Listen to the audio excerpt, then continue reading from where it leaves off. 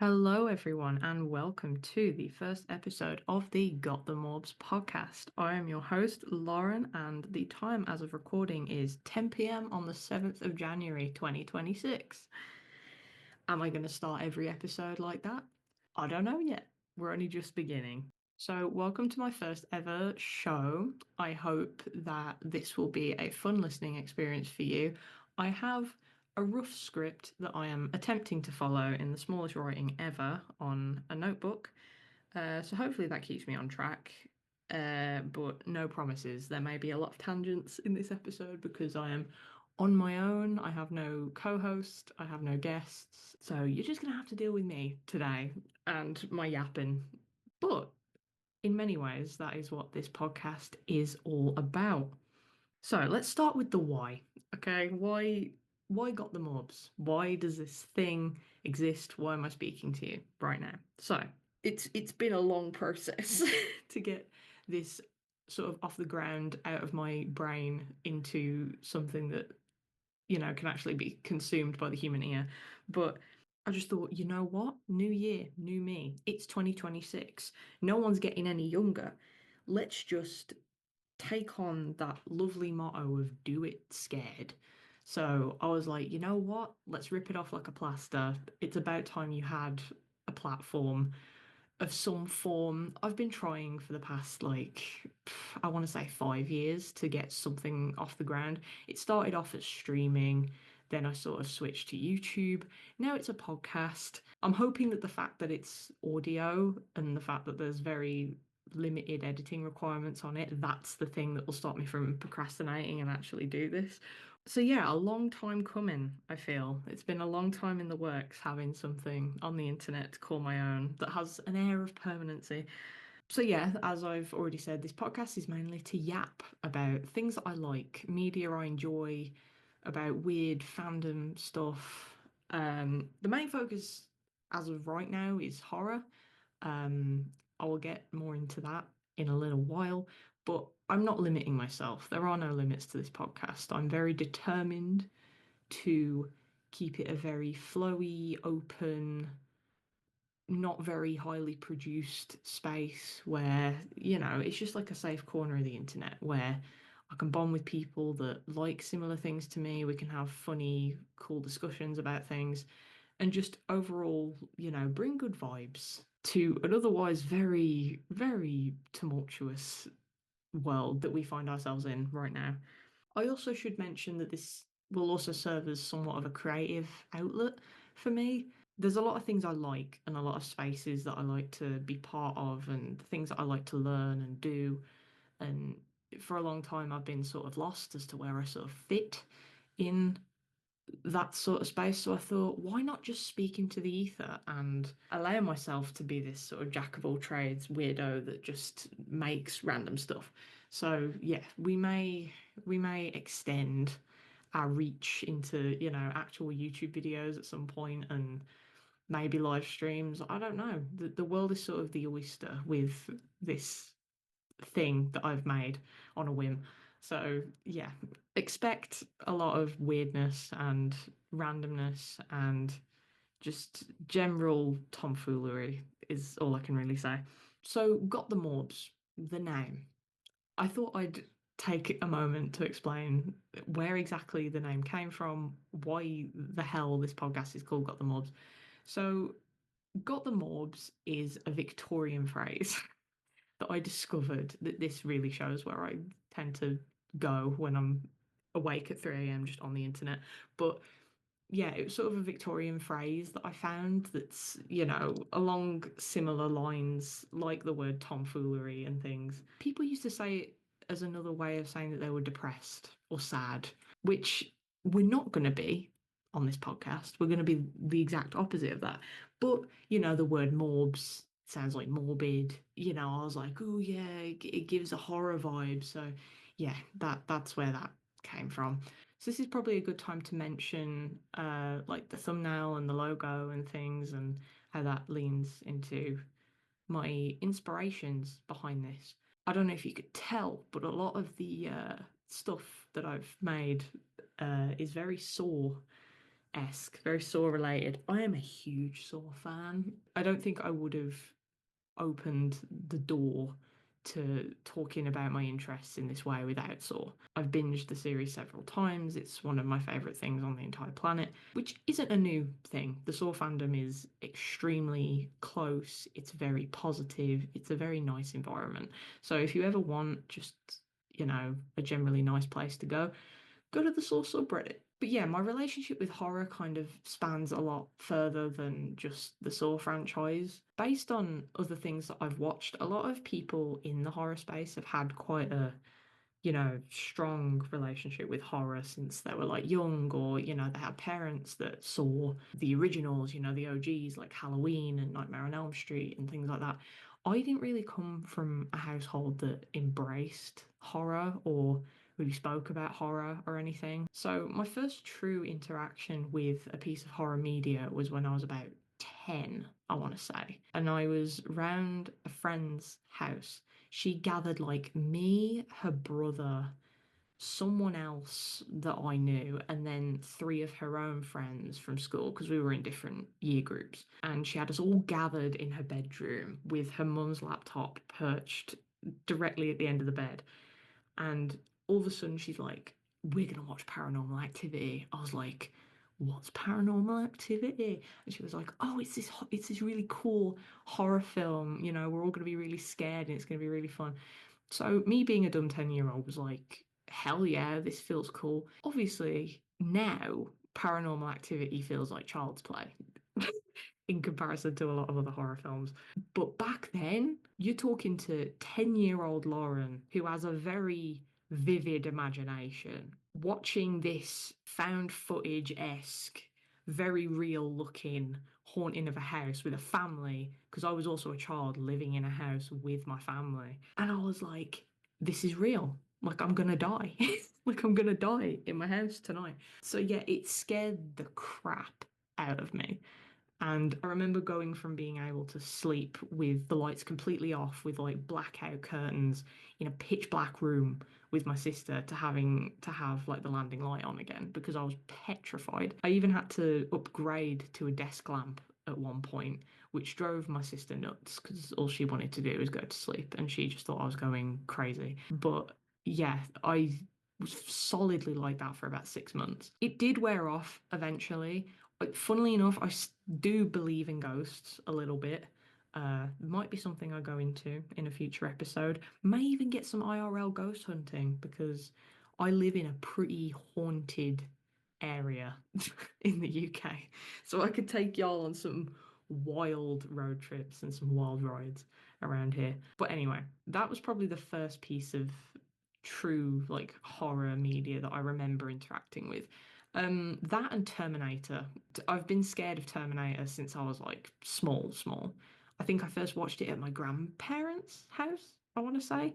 But obviously I was young enough that I only remember like glimpses of it, but he terrified me. Like I couldn't even look at him. Like I don't know what it is about him because I'm not scared of robots. Like androids and things do not scare me, but there's just something about Terminator that freaks me the hell out. I know as a kid it was probably those scenes where like where his face is slowly coming away and you start to see like all of the like robotic parts underneath his face. I was like, oh my God, like terrifying, terrifying. I don't know how anyone could show their kid that and be like, yeah, that's perfectly normal. But then again, we're talking to the same girl who was also scared of Santa Claus. Um, I personally think that was good survival instinct. Taking me to Santa's grotto, I did not want to sit on a strange man's lap. Couldn't get me near Santa. Um, ruined a fair few Christmas outings with that one. But yeah, it was only really Paranormal Activity and Terminator that I really remember from like childhood. I'd say the second biggest influence in my horror journey, if that's what you want to call it, was FNAF. As most people my age were, it was 2014, the first game had just come out. I was like just starting high school. I think I was in the first year of high school, and it took us by storm, man. Like it was so cool, and I'm so grateful to have been able to sort of grow up with it and see it now develop into the movie, which was teased all the way back then, which is crazy to me. But yeah, I remember watching all the old like MatPat game theory videos on it. I think my biggest ever achievement at that point in time was being able to draw Foxy from memory in the margin of my school books. I'd constantly be showing it off. I was like, hell yeah. I was like, can y'all do that? Absolutely not. Come on now. That's just reminded me actually, the visuals for this podcast are not great. And I promise that this is the only podcast I am to do that's like technically audio only. Like I'm planning to have like a camera set up and everything soon. It's going to be a funky setup, but funky enough that y'all will hopefully be like, yeah, it's kind of avant-garde. But yeah, correct me if I'm wrong, but y'all should be watching a like a last minute speed paint I recorded of me finishing off a FNAF related art piece that I made for one of my friends for Christmas. It's just something for you to watch. I did question whether to put Subway Surfers there or like Geometry Dash or something, and then I was like, no, we're not doing this. We're not doing this today. Let's do something that's at least somewhat topical. So yeah, I hope you enjoy that for the very little time that it will be on screen. I'd say the only other thing that I'll bring up with like, interacting with horror throughout sort of my teenage years and as a child. I'm a big Batman fan, like a huge Batman fan. I think Batman overtakes literally every other thing in my brain. So, you can imagine how much I'm eating up all the Batman Part 2 news at the moment. Hello, Sebastian Stan. I'm so excited, and there will definitely be a lot of videos discussing Batman. And even though Batman is a superhero and his roots are technically in comics and all this stuff, Batman is horrifying. Like the world that is built around him is horrible. Like you have the Joker, Two-Face, Penguin, Clayface, Killer Croc. Terrifying, by the way. Killer Croc is hands down the most scary villain that he has. I will shout from the rooftops about that because people are like, oh my god, how? Like, surely the Joker's more scary. Yeah, but the Joker's a man. Yes, he's a 6'3" man, which is equally as terrifying as a 5'5" woman. But have you seen the size of Killer Croc? And anyone close to me will tell you that I'm terrified of being chased. So you can imagine my absolute horror when you're going through that in real time in one of the Arkham games. On the topic of the Arkham games, actually, that is something else I do plan on covering, not as like a separate series or a separate thing or anything like that, but I will cover like games and things. Um, I do want to cover more like indie horror games because I feel like that is the space that pops off the most as a general rule. Just because there's so many coming out all the time, and just yeah, the creativity that's in that space is absolutely insane. But I am more familiar, I will say, with the basic franchises that everyone knows. Resident Evil, Silent Hill, Outlast, Poppy Playtime, FNAF, like all these sorts of things. Um, I will cover those, probably not as much as movies and TV, but I do plan on covering that as well. And by cover, I mainly mean like, express my opinions, my thoughts, come up with wild theories, because I love doing that. Funny scenarios, memes, just a whole lot of fun, basically. Yeah, that's a little introduction to just what this podcast is going to be about, what you can expect to see. Very rough, very ready. But yeah, let's move into the coveted second sort of half of this. I've conjured up a little icebreaker, if you will, that I feel will give you guys I don't want to say good first impression, but it'll definitely give you an impression of me and my brain and how it works and what I'm interested in. So, the aforementioned Deadmeat podcast, they had a segment near the beginning of the live stream where about a week prior, they'd asked fans of the podcast in celebration of their Hot Sauce Summer series, by the way, which if you haven't watched, go and binge it right now. It's the best thing on the planet. It's heartwarming. It's good. It's just great. Just go and watch it. That's all I'll say. But yeah, in celebration of the Hot Sauce Summer series that they'd done earlier in the year, they asked all of us to submit our takes on what we think the opening to the worst Saw sequel ever would be, which, as you can imagine, is a very dangerous task. The only parameters we were given were it can be no longer than 3 pages and it must be in like screenplay format, so in a script, so that they could read it out in front of an audience and sort of reenact it. So, as an aspiring screenwriter, I was like, this is perfect. This is a perfect opportunity. I'm not going to turn this down. So, I submitted mine within 24 hours, so fast even that I would say I was probably one of the first ones that they read. Uh, which is mortifying to think about. But unfortunately, mine didn't get picked to be read. The ones that were read were absolutely hilarious and incredible. But yeah, mine didn't get chosen to be read. I think it was mainly because I have too many characters going on, and it was only really James, Chelsea, and Zoran that were there to sort of reenact it. That and the fact I think they could tell that I went a bit batshit when I wrote it. But other than that, I think the fact that mine didn't get read was both a good thing and a bad thing. A bad thing because I think it's one of the best things I've ever written.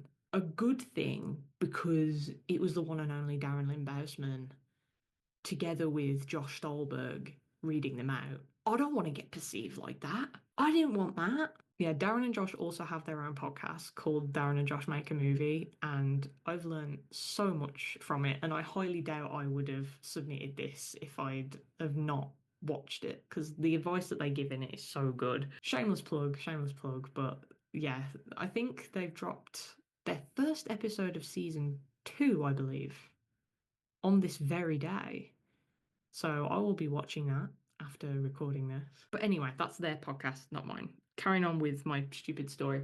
So for the second half of this podcast, I thought, in all my wisdom, that I would do a dramatic reading of it. Uh, Maybe give you a few explanations as I go through. Because unless you're like deep in the pits of the source subreddit, you'll have no idea what the hell's going on. It also is a bit pandering to all the jokes that were made during Hot Sauce Summer. So some of it's a bit funky, but it's entertaining nonetheless.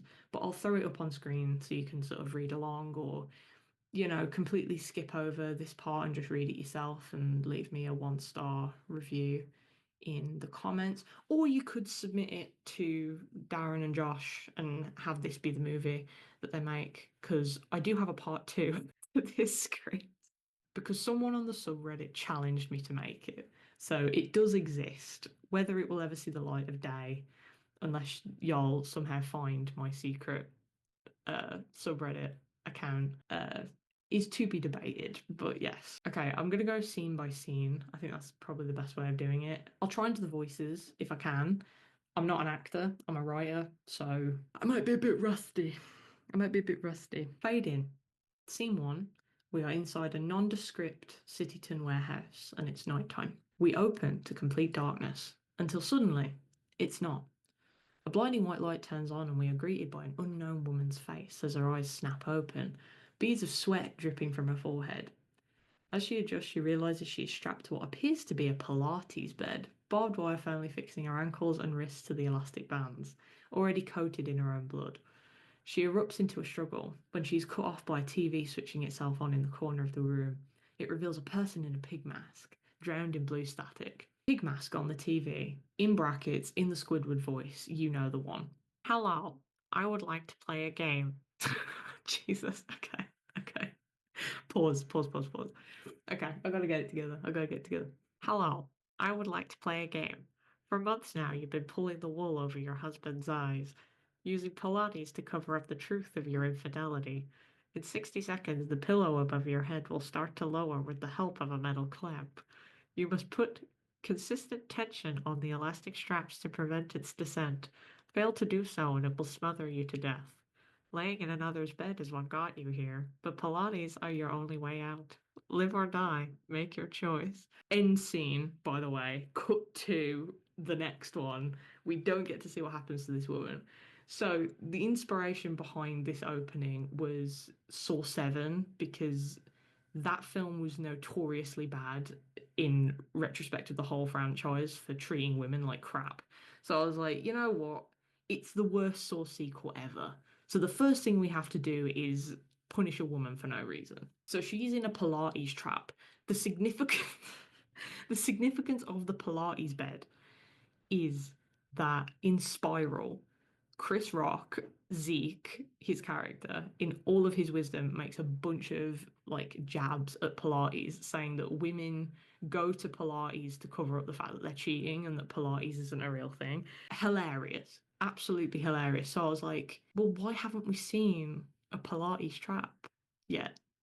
Like, this just makes sense. It's just this big piece of gym equipment. So, like, what's like, it's metal, it's perfect. I thought there's an opportunity here to be really funny. The Squidward voice, by the way, is also from Spiral because it's not John Kramer, who's spoilers by the way for Spiral if you haven't watched it. Please go and watch it. But the killer in Spiral isn't John Kramer, so they don't have John Kramer's voice, and it's also not Hoffman's situation where he was being a pick me and sort of layering his voice and doing all the cool stuff, trying to make himself sound like John. But it's like an AI Siri, like woman ass voice, and it sounds like Squidward. That was a joke that was made in Hot Sauce Summer. But yeah, I thought this is perfect. Like, I would not change any of this. I think the opening, like this first scene, is probably the magnum opus. Okay, second scene. God. Cut to scene two. We are inside the grill and it's nighttime. The inside of the grill is exactly what you'd expect. Old amber lighting clashing with the neon outside, sticky tables, greasy floors, the style. My God, I can't speak. This is something else you'll quickly learn about me. I can't read. I'm dyslexic. So this is taking me a hot minute, but we will get there. The slight smell of cigarettes. The pride and joy of Cityton. We pan over to a booth in a secluded corner, the remnants of a club sandwich adorning the table. William Shank. I have to say, she lasted a lot longer than I thought she would. Logan Nelson. You put her in a Pilates trap, Will. A Pilates trap. You drove all the way here to tell me about a Pilates trap. William Shank. First of all, she survived. Second of all, forgive a guy for being curious about a theory, alright? Besides, the fact a Pilates machine is called a reformer is a stroke of genius. Logan rolls his eyes in disbelief as they proceed to sit in silence, not before William obnoxiously slurps the last bit of his drink through a straw, earning a side eye. William Shank continued. Anyway, I've been meaning to ask, besides catching up with me, have you been having any luck with the new recruits? Logan Nelson. I'd say it's going pretty well. End scene. Okay, there's a lot to unpack here. So, the grill, first of all, is a place that was only mentioned in the first Saw film, where I think it was Singh, Officer Singh invites David Tapp to the grill, but Mr. Tapp is too focused on his work and trying to catch Jigsaw, and they never end up going. So throughout the entirety of Hot Sauce Summer and everything else, we are just mourning the fact that if he had have just gone to the grill that night, the Cityton grill, they would have survived. I think I remember someone bringing up like what that would change about the entire series. Like, if they did in fact go to the grill that night, how would that impact the rest of the franchise? Because I feel like that would be the biggest, like, butterfly wing moment ever where one small change creates like this whole new timeline. I'm pretty sure there is someone who's covered it or like attempted to cover it already. And if I do find, I think they're also a podcast. So if I do find that episode or find that thing somewhere, I will link it below because it's hilarious. It's great. It's all very nondescript. So it's just called The Grill. You know, there's no name. It's just The Grill. The same as the city that they're in is never said. It's not like, oh yeah, we're in New York or oh yeah, we're in LA. It's just a city somewhere. So that's why we call it Cityton. That's the explanation behind that. But anyway, so they're in the grill. William Shank is again, spoilers for Spiral, is the killer from Spiral. So he's like this young guy. He's from out of the district he's from a different district than all the other Saw films. So he's traveled all the way into the next district just to speak to Logan Nelson, who I believe is everyone's least favourite Saw apprentice. I might be wrong. If Logan is your favourite, please defend him below. Is he my least favourite? Probably. But you bet your ass there'll be like a ranking at some point where I express all my opinions on them all. So we'll wait for that. But yeah, him and Logan have like met up in the grill. William was the one behind the Pilates trap because he was Zeke, Chris Rock's character, his partner for a little bit in the movie. So he would have been around for all these Pilates jokes and stuff. So it just kind of makes sense. That's why he says he's testing a theory. Also, that thing about a Pilates machine being called a reformer, that is like factual. I found that out whilst I was looking at what a Pilates machine looks like, trying to figure out what kind of trap I could like hypothetically build with it. And I just thought that is like genius, because Jigsaw's trying to reform these people and trying to rehabilitate them and make them into people that appreciate their lives. So I was like, yeah, I'll include that. So yeah, I think that's all I need to explain. So this is the last scene. This is where it gets very, very goofy. We're gonna have fun with it. So fade two, scene three. We are inside the Jigsaw Survivor group room, and it's still nighttime. We find ourselves once again in the large, dimly lit room of the Survivor support group. Going around the circle of chairs, however, it is now the very grown up children that are featured throughout the series sitting on them. Brent Abbott, in brackets, aka Roderick. So, why exactly have you decided to bring us together like the fucking Avengers? Logan Nelson, because you've all got potential. Logan walks around to a small metal table. On one side is a book titled Survive, for real this time, by Bobby Dagan, and on the other, a DVD, which title reads Speaking for the Dead, A Guide to Trap Building. He picks it up. Logan Nelson continued, This has everything you need to know on it. Daniel Matthews, what potential? And we don't use DVDs anymore, man. Diana Gordon, my dad's literally a doctor. Surely that puts me under some kind of Hippocratic oath or something. Corbett Denlin, at least you still have a dad. Consider yourself lucky. Carlos, I don't know. John was kind of nice when I met him. Brent Abbott, to sum all that up, none of us want to be the next Jig fucking Saw. Suddenly, an unknown voice cuts through the chaos. Well, that's just epic bad luck. They all snap their heads to the direction of the voice like deer in headlights. In strides the one and only Mark Hoffman. Jesus Christ. I'm cringing. I'm cringing so bad. Fresh out of his bathroomy prison, he limps towards the group, his residual aura causing everyone to fall into dead silence. Mark Hoffman, thanks, Logan, but I think I'll take it from here. End scene, to be continued, all that jazz. There's so much to unpack. There's so much to unpack. Okay, so we start in the Jigsaw Survivor group room, which is like that really dark, stupid. It's like a hall. Like it looks like the inside of a church. I don't know what it is, but it's the room from Saw 7 that Bobby Dagan's got set up with, like the circle where other Jigsaw survivors come and tell their story and all that. The room that Lawrence does his slow clap in because he thinks he has aura. So yeah, and we have all of the children that are featured throughout the Saw series sitting on all these chairs because they're all technically victims, right? Like even though none of the traps were overtly to do with them, they were still caught in the crossfire. Brent is the one played by Devin Brosnick, aka the same guy that was Roderick, because that's all I could picture him as when he popped up in Saw 6. The whole survive for real this time had me rolling around on the floor for like a solid 15 minutes. I was like, that's so funny. And I was like, I've got to work Bobby Dagan in somewhere because he is so annoying.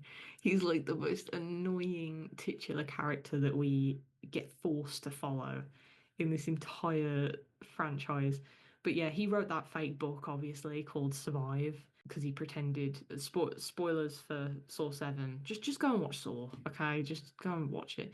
But he pretends to be a Jigsaw survivor and he writes like a fake book that details his apparent trap and how he escaped it and everything. But then he actually gets tested for real in Saw 7. So I was like, what if he wrote a follow up book where he apologizes for lying, but he tells the actual story of how it went down? So it's like survive for real this time. And then the DVD is just a massive poke at Logan. We're supposed to believe that Logan's movie, which is Jigsaw, that takes place, or like most of the stuff that we see takes place like before Saw 1, which I think canonically takes place the same year that it came out, which is 2004. So we're supposed to believe that all of that is like pre-Jigsaw, like well, not pre-Jigsaw, but start of Jigsaw, so like pre-2004. Yeah, they got flat screen TVs. We don't talk about that continuity error. It's very annoying. But I was like, I can poke fun at that by having him pull out a DVD when this is clearly like going to be like the 2020s, 2030s at this point. Like no one uses DVDs anymore. People were also very annoyed that he never said game over at the end of his movie, and he says, I speak for the dead. Yeah, because the other thing about the DVD is they use a DVD in Saw X to scam John when he goes for like his brain surgery that they end up faking, and they put like a DVD in that has like um that's for like students, like surgery students. So I was like, oh, what if Logan made his own DVD that's like trap building tutorials? Because I was like, that is something he would do. Because he's technically the guy in the universe that created the reverse bear trap, which is so stupid, but we move. So yeah, his little DVD is called Speaking for the Dead, a guide to trap building. And then yeah, you obviously have like the little spat between all the kids. Daniel's pretty chill. Diana just wants to leave. I had to get the Lawrence Gordon is a doctor line in as well. That's another like inside joke from Hot Sauce Summer. Lawrence goes like, I'm a doctor. So like I've got to make her say something about that. So she says like my dad's literally a doctor. I felt bad for Corbett because like she loses both of her parents in her film. Like that's tough. That's tough, dude. And she also gets taken by the same guy that was complicit. Like saved. She wasn't taken by Hoffman, but she was saved by him. By the same guy that screwed her parents over. Carlos is just the happy-go-lucky guy. He's now grown up from Sort X, and yeah, John was nice to him the whole time, and they had a bonding session whilst getting bloodboarded. But you know, he thinks kindly of John. He's just there because he's like, oh yeah, this is fun. Like we're having a good time. And then obviously Brent at the end, the jig fucking Saw line. We needed to bring that back in because everyone hates it. I was like, this is the worst Saw sequel opening. We have to include everything that annoys people. So I was like, jig fucking Saw. Then we have the confirmation that in this movie, Hoffman would survive. Um, which would be so annoying because this guy has done nothing to warrant his survival. But yeah, I had to include his epic bad luck line from Saw X as well because again, it makes me laugh every time I hear it. The phrase residual aura was something that Chelsea said when she was talking about Shawnee Smith's character, Amanda, in Saw X. I'm pretty sure she said something along the lines of that Shawnee as Amanda, she's sort of kept the residual aura that she had back when she was like in the first one. So like even though it's been so long, she's like kept that residual aura, and I love that phrase. So I'm going to use it. But yeah, Mark is sort of helping Logan out, and they're sort of teamed together trying to teach all these stupid kids to be the next generation of jigsaws. But yeah, that's kind of the plot. As I said, there is a second part to this that will probably never see the light of day because this was embarrassing. I'm now realizing how embarrassing this was. But yeah, I'm hoping that gave you a decent flavor of what my brain cooks up at 3 a.m. I hope you enjoyed this first episode of Got The Morbs. I will hopefully be posting twice every month. So this episode should be dropping on Friday the 9th, which is my birthday, by the way. So wish me a happy birthday if you like. Turning 23. I don't want to feel ancient, but I can't help but feel ancient. I don't know, man. It hits hard, you know. I'm turning 23. Like, it's crazy to think that I'm only a year older than the Saw franchise. Like, the first Saw came out when I was one. That is wild. Anyway, existentialism aside, Yeah, this episode should drop Friday the 9th, and then the next one Friday the 23rd. And that will hopefully be the schedule for the foreseeable. But yeah, I've got a lot of fun things planned, a few video ideas, some Stranger Things talk, maybe some FNAFy things, more Saw stuff. This podcast will mainly feature on Spotify and YouTube. I may extend to Apple Podcasts, but I'm not an Apple device user. So I don't know how that works. It may take a while for me to get them going onto both simultaneously because I know you can do that. But yeah, it'll mainly be Spotify and YouTube. I'm also going to have an Instagram and TikTok handle linked. If you want to chat, get in touch, request things. I'm all about audience participation. This is equally for you as an audience as it is for me. But yeah, I think that's it. So this has been Got the Morbs, the pod that casts shadows, and I will see you in the next one.